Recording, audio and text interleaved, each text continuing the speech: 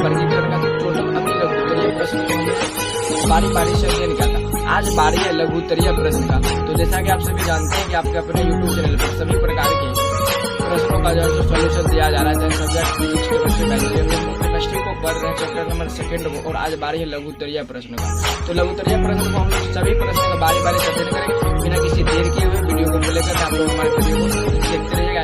लघुत्तरीय प्रश्न का पहला प्रश्न, निम्नलिखित पदार्थों का तत्व यौगिक और मिश्रण में वर्गीकृत कीजिए। कुछ पदार्थ का नाम दिया हुआ, उसमें तत्व यौगिक और मिश्रण को अलग अलग कर रहे हैं। जस्ता जो कि तत्व है। बी नंबर में समुद्र का जल मिश्रण के अंतर्गत आएगा। सोडियम बाइकार्बोनेट जो यौगिक, मिट्टी जो कि मिश्रण होगा। उसके आगे साबुन जो यौगिक होगा, कोयला मिश्रण होगा, कागज यौगिक होगा, एल्कोहल यौगिक होगा, ग्रेफाइट तत्व होगा। अगला नंबर प्रश्न है, निम्नलिखित में भौतिक और रासायनिक परिवर्तनों की पहचान करें। एक बच्चे का विकास। रासायनिक परिवर्तन आप लोग जानते ही होंगे। रासायनिक परिवर्तन मतलब ऐसा होता है कि जिसे हम लोग पुनः पहले वाले अवस्था में चेंज नहीं कर सकते हैं। अगला उसे रासायनिक परिवर्तन कहते हैं। अगला है दूध का दही में बनना, ये भी रासायनिक परिवर्तन होगा, क्योंकि फिर से हम उसको दूध में नहीं परिवर्तित कर सकते। मोम का पिघलना भौतिक परिवर्तन, लकड़ी का जलना रासायनिक परिवर्तन। तीसरा नंबर मेरा प्रश्न है, तत्व और यौगिक में कोई 2 अंतर बताएं। तत्व और यौगिक में 2 अंतर निम्नलिखित है। तत्व एक ही प्रकार के परमाणुओं का बना होता है, यौगिक जो होता है वो विभिन्न प्रकार के परमाणुओं का बना हुआ होता है। तत्व का सूक्ष्मतम कण परमाणु कहलाता है, जबकि यौगिक का सूक्ष्मतम कण अणु कहलाता है। साथियों अगला प्रश्न है, मिश्रण के 2 गुणों को लिखें। मिश्रण के 2 गुण निम्नलिखित हैं। पहला, मिश्रण समांग या विसमांग हो सकता है। मिश्रण के बनने में प्रायः ऊर्जा का न तो उत्सर्जन होता है न ही अवशोषण होता है। 5वां नंबर प्रश्न है, घुल्ल और विलायक में अंतर स्पष्ट करें। घुल्ल को ही विलय कहा जाता है। आंसर है इसका, किसी विलयन में कम मात्रा में स्थित घटक विलय कहलाता है और अधिक मात्रा वाला घटक विलायक कहलाता है। अगला प्रश्न है मेरा 6ठा, आप कैसे समझते हैं कि ऑक्सीजन एक तत्व है। ऑक्सीजन एक तत्व है क्योंकि अब तक ऑक्सीजन में किसी अन्य तत्व की उपस्थिति नहीं पाई गई है। जब शुद्ध ऑक्सीजन की अभिक्रिया शुद्ध हाइड्रोजन के साथ कराई जाती है तो सिर्फ जल बनता है। इन्हीं कारणों से ऑक्सीजन को एक तत्व माना जाता है। 7वां नंबर प्रश्न है मेरा, किन्हीं 4 उपयोगी मिश्रणों का उल्लेख करें। 4 उपयोगी मिश्रण का नाम बताना, जिसका हो जाएगा आंसर, सही आंसर होगा वायु, बारूद, दूध, शरबत।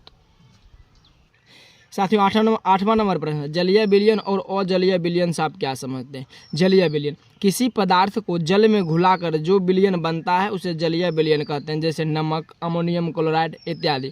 अजलीय विलयन, कुछ ऐसे पदार्थ होते हैं जो जल के अतिरिक्त अन्य द्रव जैसे एल्कोहल, एसीटोन, कार्बन टेट्राक्लोराइड ये सब में घुलते हैं, अजलीय विलयन कहलाते हैं।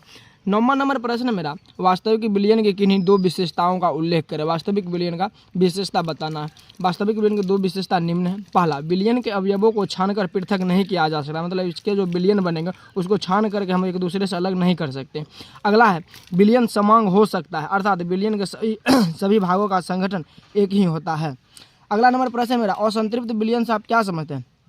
किसी निश्चित ताप पर बना वह विलयन जिसमें विलय की और अधिक मात्रा उस ताप पर घुलाई जा सकती है, असंतृप्त विलयन कहलाता है। 11वां नंबर प्रश्न है, असंतृप्त विलयन और संतृप्त विलयन में क्या अंतर है, स्पष्ट करें। इसका आंसर होगा, संतृप्त विलयन में एक निश्चित तापमान पर विलय की अधिकतम मात्रा घुली होती है। असंतृप्त विलयन में उसी तापमान पर विलय की और अधिक मात्रा घुलाई जा सकती है। मेरा 12वां नंबर प्रश्न है, अति संतृप्त विलयन क्या है। वह संतृप्त विलयन जिसमें घुलने की मात्रा अर्थात विलय की मात्रा उस विलयन को संतृप्त करने के लिए आवश्यक विलय की मात्रा से अधिक घुली हुई हो, अति संतृप्त विलयन कहलाता है। साथियों 13वां नंबर मेरा प्रश्न है, किसी पदार्थ की विलयता की परिभाषा लिखिए। विलयता पर ताप और दाब का क्या प्रभाव पड़ता है। तो इसका आंसर होगा, एक विशिष्ट ताप और दाब पर 100 ग्राम विलायक में किसी विलय की घुलने वाली अधिकतम मात्रा जो विलयन को संतृप्त कर दे, उस ताप और दाब पर उस घुल की उस विलायक में विलेयता कहलाती है। ठोस पदार्थ की विलेयता तापमान बढ़ाने से बढ़ती है, उस पर दाब का प्रभाव नगण्य होता है, जबकि द्रव में किसी गैस की विलेयता ताप बढ़ाने पर घट जाती है और दाब बढ़ाने पर बढ़ जाती है। साथियों 14वां नंबर प्रश्न है, 2 अलग अलग प्रश्नावलियों में से एक में नमक का जल में असंतृप्त विलयन और दूसरे में संतृप्त विलयन रखा गया, उनकी पहचान आप कैसे करेंगे। विलयन में विलय की और मात्रा घुलाई जा सकती है तो वो असंतृप्त विलयन होगा, अगर विलयन में मात्रा अधिकतम घुली हो तो वो संतृप्त विलयन हो जाएगा। 15वां नंबर प्रश्न है, कोलाइडी विलयन क्या है, इसका परिभाषा बताना हमको। वैसा विलयन जिसमें घुल के कणों का आकार वास्तविक विलयन और निलंबन में उपस्थित कणों के आकार का मध्यवर्ती होता है, कोलाइडी विलयन कहलाता है। मेरा इस टॉपिक का सबसे लास्ट प्रश्न है, निम्नलिखित में प्रत्येक का एक उदाहरण दे। पायस जिसका उदाहरण हो जाएगा दूध, जेल जिसका हो जाएगा मक्खन, एरोसोल बादल हो जाएगा, एक अतिरिक्त धुआं भी हो जाएगा, झाग इसका उदाहरण